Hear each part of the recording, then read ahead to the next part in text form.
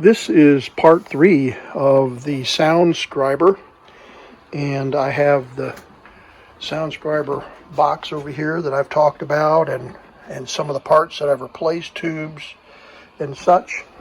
And then I have on the bench here, I've got the chassis rebuilt and all reassembled, and I've got a record that I recorded, or that was recorded on an Edison device years ago. I've got that on the turntable here, and I've got everything just wired. I wouldn't recommend doing this if you don't know anything about electronics, and I'll probably get blistered from some of the trolls on the internet about how this is hooked up. So this is the disclaimer: if you do this, you're going to get killed. Everything here is tacked and just set for testing on the bench. I've got it all assembled, reassembled. I mentioned earlier in other video that this speaker voice coil is bad. The field coil is good, it's fine. So I've bypassed the speaker, we'll get to that in just a second. Here's the volume control, playback volume control, the switches for the power, and the tubes, the turntable and tubes. And then I've got the headphone jack hooked up here to the Heathkit Visual Aural signal tracer. So it's just all it is an amplifier, audio amplifier right now. That's how it's hooked up. I have a speaker here that I had hooked up to it, and I can illustrate how that sounds with just the speaker without an amplifier. This is an older speaker, but it still works. And so what we're going to do is we're going to turn this on and turn the record player on. I've got the record all repaired and ready to go to cut, but we'll get to that in a moment. What we're facing, the playback head is ready to go. So I've turned the power on the power supply, running about 117 volts. And I've replaced all of the capacitors, all the paper caps in the unit, and the electrolytic caps. And they're just tacked in there momentarily. I'll have to replace all of those in a more professional manner, but I wanted to just take it one step at a time. As I mentioned in my previous video, got all those caps replaced. I'm trying to think what else I've done. I finally redrew the schematic to figure out how to hook up the power for the switches to work and the tube elements. So I've got all that redrawn, kind of reverse engineered, and so I've got that working, and that's what all of this mess is right here. Those are the speaker wires. So I've got the AC coming in here, and then I've got the jumpers that are needed in order for the switches to work. So let's fire it up. We've got it turned on. We'll turn the tubes on, and then the turntable on. So there goes the turntable, and we should be able to see the tubes light up here. There we go. You see that tube lighting up.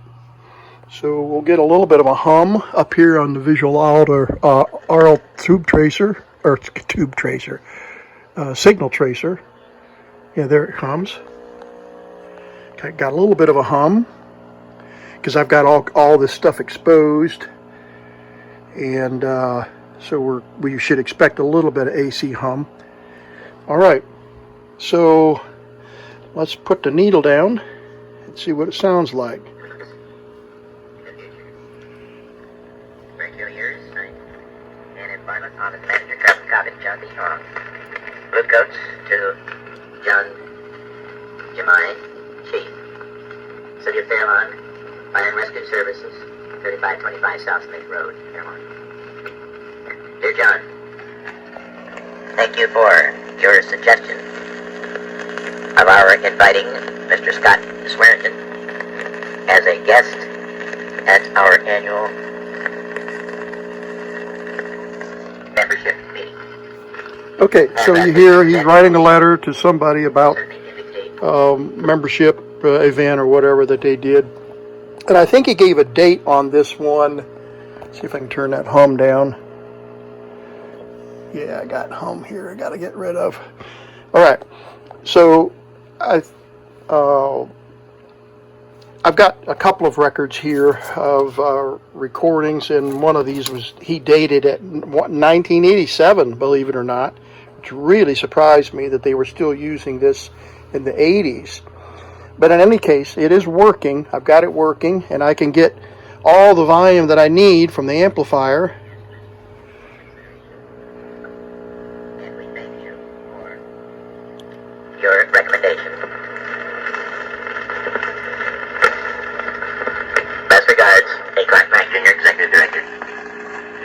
Blue Coats of W. Martin Jr., Chief, Hudson Fire Department, Hudson, Ohio.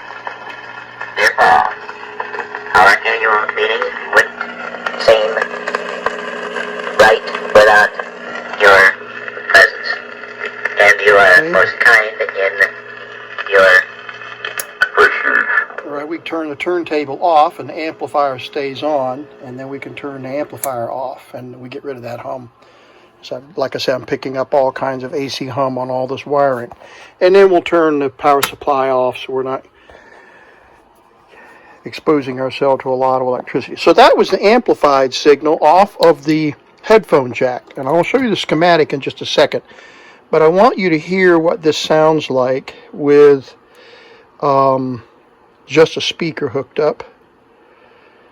And here, get it hooked up right here. There we go. And then we'll turn everything back on. And then turn on the main power. There we go. And we'll let it play till it starts playing sound through the speaker.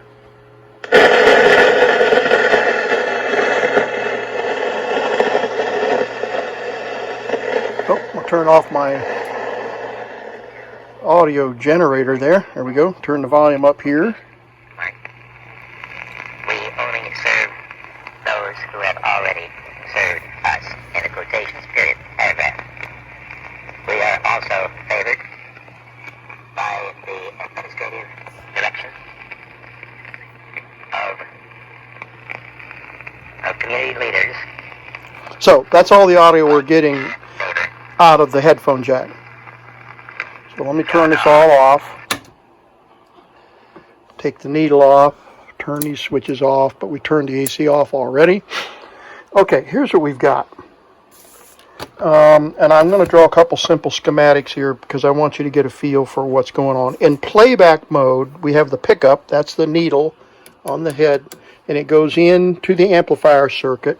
And then there's this amplifier of all of these tubes here, amplifying this in a push-pull arrangement. And then it goes through this little transformer right here, the audio output transformer.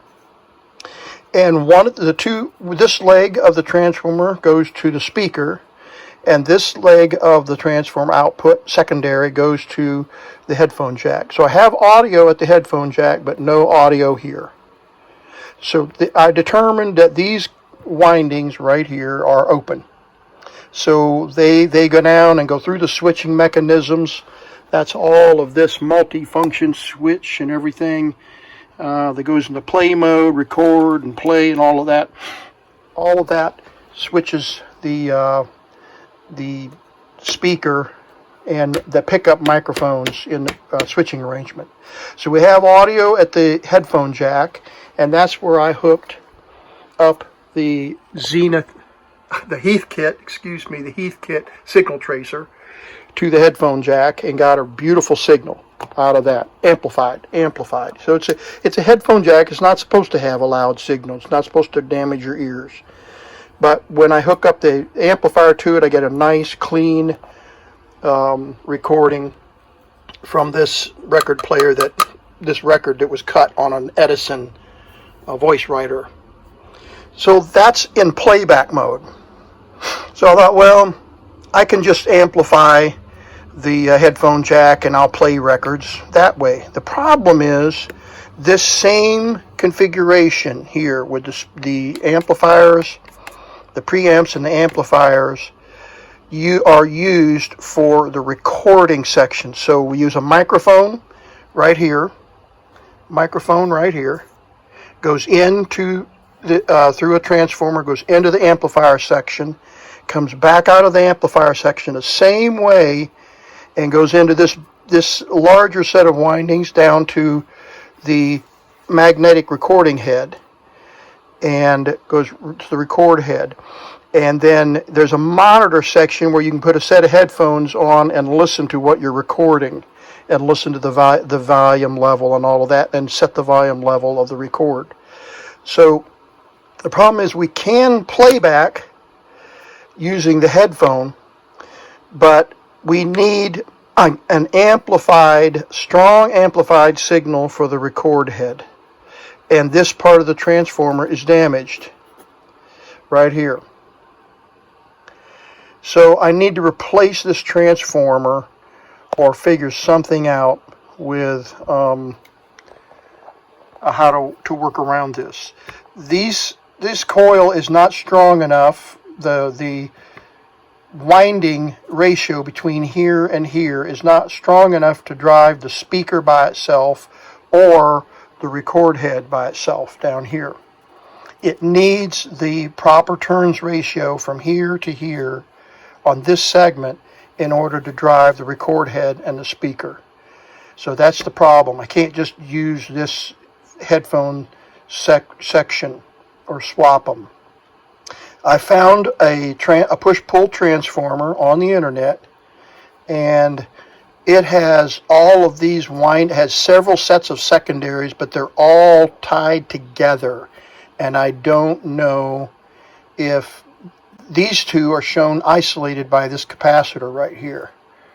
These two sets of windings are discrete windings. They're not tied together in series. And I'm concerned that if I try to take the headphone jack and then the series additional windings, I'm going to run into problems with either some feedback or short of power or shorting power or whatever. So I need to figure that out. So that's where I'm at on the repair. And as you can see, I'm making progress. And the audio tracks beautifully with the playback head, just tracks beautifully on the record. And that plays. And once we figure out what we're doing with the record head, I can use some new records I've got laying over here, and I can get it to record some tracks, but I've got to figure out this transformer issue so that I can get an amplified signal, and it needs to be a strong signal from the microphone through the transformer, which also boosts the signal and then ties into the record head and vibrates and embosses the record surface. So I'm going to stop here. I wanted you to see the progress that I've made on the project so far. A lot of hours, a lot of thought and reflection, as you can imagine, in getting it going. So I think what I'm going to do is go ahead and get this cleaned up, get all these put back in their proper locations, and clean up some of the soldering that I've done here just as a temporary fix till I can get it going. And I'll get these filter caps put back in here where they belong, and a little bit like of a bus for the negative drive, and then the wires can connect to their individual caps. So, but there's all of the paper caps. That's not these. That's all of these under here and up in here. Quite a few bad paper caps and a bad bias resistor. I've replaced those right there. So, making some progress, but got more work to do. Let me know what you think, what your comments are. Oh, I thought you might get a kick out of my little stand that I made here to hold, so I could do some test work with it. And it seems to be working fine. So, all right, thanks for watching the Vintage Tech.